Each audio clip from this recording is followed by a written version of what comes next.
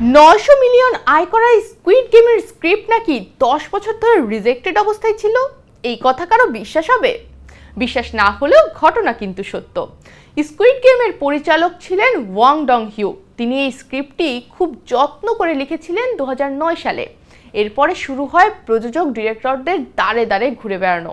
এত কিছুর পরও তিনি দমে যাননি বলেই আজ স্কুইড গেম এত জনপ্রিয়।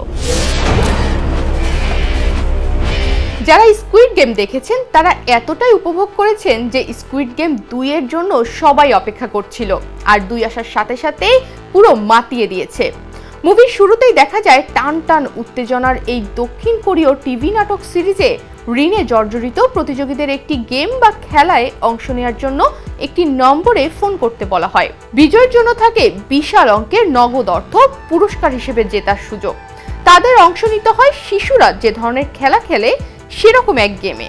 তবে এই গেম একেবারে জীবন মৃত্যুর লড়াই। এতে হারলেই মৃত্যু, আর জিতলে খেলার পরের ধাপে যাবে পরের প্রতিযোগীরা। এই ধরনের অনুষ্ঠানের ধরন খুব যে নতুন বা অভিনব তা নয়, তবে সিরিজ অনুষ্ঠানের আকর্ষণীয় ভিজুয়াল, চরিত্রগুলোর সাথে বাস্তবের মিল এবং মানব চরিত্রের কিছু কঠিন ও বেদনাদায়ক দিক যেভাবে উঠে এসেছে তা বিশ্বের বিভিন্ন দেশের মানুষের মনকে ছুঁয়েছে।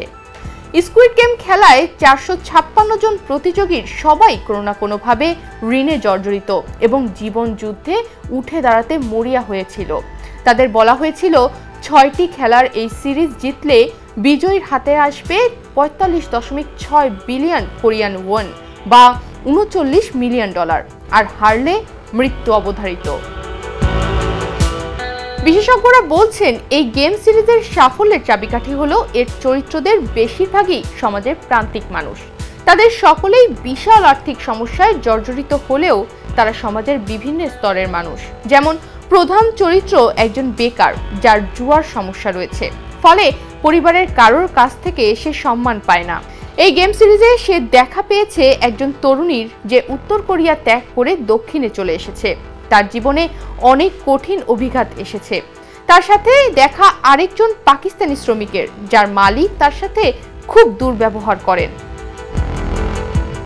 জীবন যুদ্ধে পরাজিত, সমস্যায় জর্জরিত এবং গভীর হতাশাগ্রস্ত কিছু মানুষের গল্প নিয়ে তৈরি এই থ্রিলার সিরিজ স্কুইড গেমের গল্প লিখেছেন ও পরিচালনা করেছেন ওয়াং ডং হিউ, যিনি 10 বছর ধরে এর স্ক্রিপ্ট নিয়ে ঘুরে বেরিয়েছেন, যাকে টাকার অভাবে ল্যাপটপ পর্যন্ত বিক্রি করে দিতে হয়েছিল।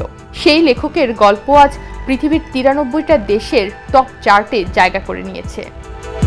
তনিমা রহমান, বাংলাদেশ প্রতিদিন।